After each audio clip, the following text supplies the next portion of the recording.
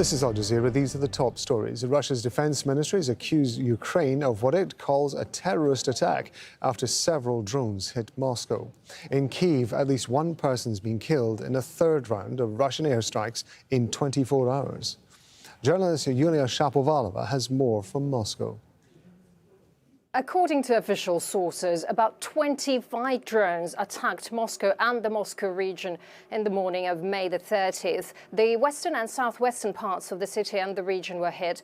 Most of the drones were shot down by air defense forces. Some of them were caught on trees and wires.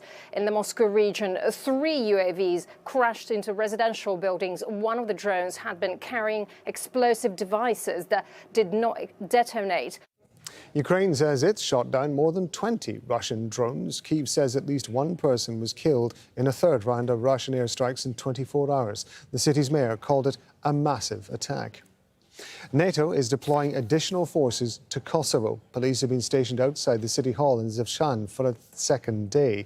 Ethnic Serbs have been protesting against the election of ethnic Albanian mayors. On Monday, dozens of NATO troops were injured. Serbia's presidents met the ambassadors of several countries to discuss the tensions.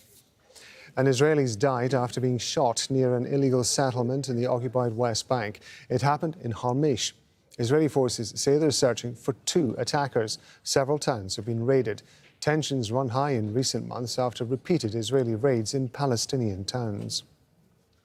2 UN agencies are warning of a risk of people starving in Sudan, Haiti, Burkina Faso and Mali.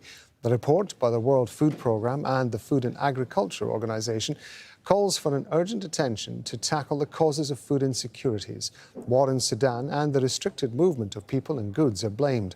The 4 countries join Afghanistan, Nigeria, Somalia, South Sudan and Yemen as being at the highest risk of starvation.